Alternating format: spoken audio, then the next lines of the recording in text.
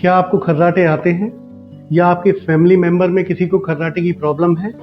आप क्या सोचते हैं? वो गहरी नींद में सो रहे हैं तो ये आपका बहुत बड़ा भ्रम है। गहरी नींद तो क्या, वो एक प्रॉपर स्लीप भी नहीं ले रहे हैं। अब आपको लगेगा कि खर्राटे आना तो आम बात है, हर दूसरे तीसरे आदमी को खर्राटे आते हैं। स्टडीज भी बताती हैं कि भारत में लगभग 10 करोड़ लोग ऐसे हैं जो स्नोरिंग करते हैं, लेकिन उसमें से 4-5 करोड़ लोग ऐसे हैं जिनको moderate to severe obstructive sleep apnoea होता है। अब ये ओएसए या ऑब्स्ट्रक्टिव स्लीप एपनिया क्या होता है? एपनिया को हम थोड़ा इस तरह से समझते हैं। जब हम सोते हैं तो हमारे गले की मांसपेशियां जो होती हैं ये थोड़ा रिलैक्स हो जाती हैं।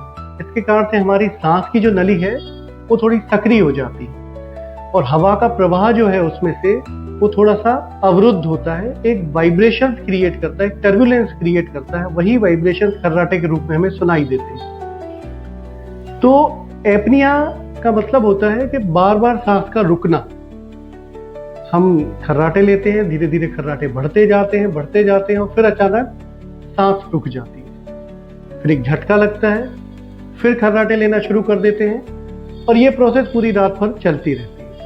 इसे हम एपनिया या ऑब्स्ट्रक्टिव स्लीप एपनिया कहते हैं। एक सामान्य खर्राटे लेना और ऑब्स्ट्रक्टिव स्लीप एपनिया में डिफरेंस ये होता है कि अगर आपको सुबह उठने पे फ्रेशनेस नहीं लग रही, आपको नहीं लग रहा है कि आपकी नींद पूरी हुई है, या आपको सुबह उठने पे हेडेक हो रहा है, फटीग हो रहा है और ड्राउजीनेस फील कर रहे हैं, थका थका फील कर रहे हैं, आपको झपकी आ रही है, डे टाइम सोमनोलेंस आपको लग रहा है, तो ये फीचर्स ऑब्स्ट्रक्टिव स्लीप एपनिया की तरफ इंडिकेट करते हैं।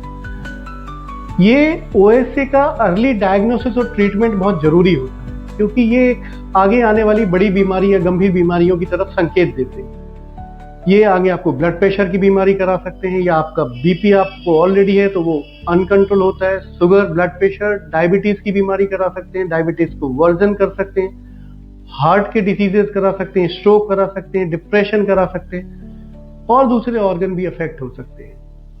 तो प्रॉपर ऑक्सीजनेशन बहुत जरूरी होता है। स्नोरिंग के दौरान हमारा ऑक्सीजनेशन अफेक्टेड होता है। अगर आप सैचुरेशन चेक करेंगे किसी पेशेंट का स्नोरिंग के दौरान तो हो सकता है आपको कम मिले। खर्राटे के डायग्नोसिस के लिए एक स्लीप स्टडी की जाती है, जिसके लिए आपको हॉस्पिटल में एडमिट होना पड़ता है। एक नाइट में ये स्लीप स्टडी होती है। होम स्लीप स्टडीज का भी ऑप्शन रहता है।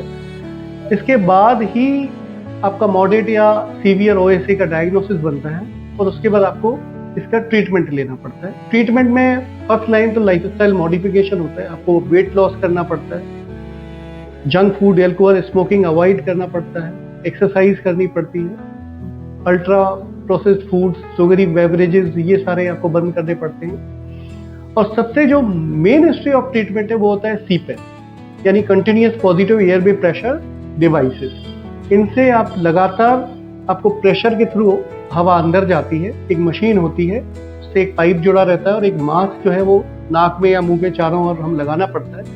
अक्सर रात में हम 5 से 6 घंटे ये लगाते हैं। आपके डॉक्टर आपको एडवाइस करते हैं कि आपको कितनी देर लगाना है, कितना प्रेशर रखना है, वो सारा स्लीप स्टडी के बाद होता है। तो मेन मोटिव ये है कि खर्राटे को आप नॉर्मल ना समझें, ये आम चीज नहीं है। खर्राटे ऑब्स्ट्रक्टिव स्लीप एपनिया हो सकते हैं, आगे जाके आपको मेटाबॉलिक सिंड्रोम करा सकते हैं।